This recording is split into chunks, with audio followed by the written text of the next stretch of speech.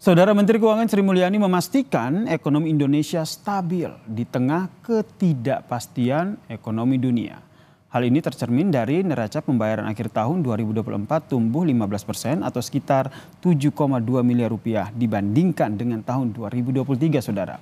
Begitupun juga dengan neraca perdagangan pada Januari 2025 yang masih surplus 3,5 miliar rupiah.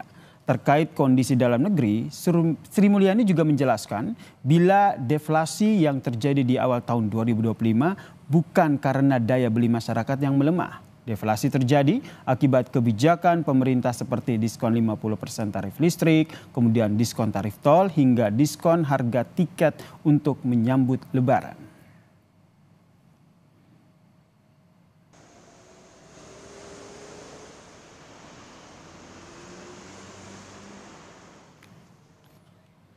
Penjelasan Menteri Keuangan yang bilang ekonomi kita terjaga tentu melegakan, saudara. Tetapi pemerintah tidak boleh lengah karena sejumlah indikator ekonomi masih berstatus waspada.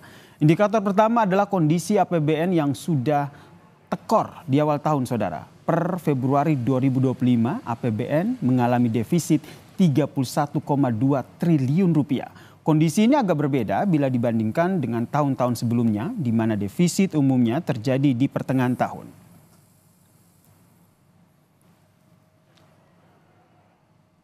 Nah, kalau kita lihat defisit APBN di tahun ini terjadi karena jumlah pendapatan negara dari setoran pajak turun.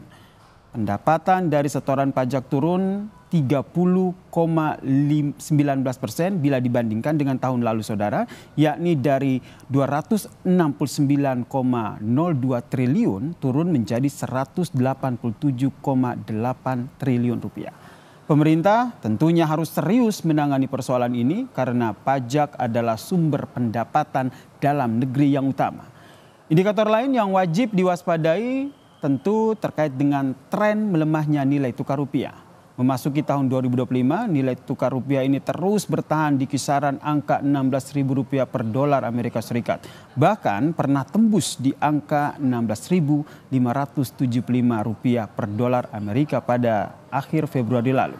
Melemahnya nilai tukar rupiah ini berimbas tentu pada sektor manufaktur yang menyerap banyak tenaga kerja karena sebagian besar bahan baku mereka masih impor. Akibatnya produksi ataupun produktivitas dan daya saing menurun dan juga berujung pada PHK. Di sisi pemerintah tentunya, saudara, melemahnya nilai tukar rupiah juga menguras cadangan devisa kita dalam menstabilkan nilai tukar rupiah sehingga membayar utang luar negeri yang jatuh tempo. Terkurasnya cadangan devisa tentu saja mempengaruhi kepercayaan investor untuk berinvestasi.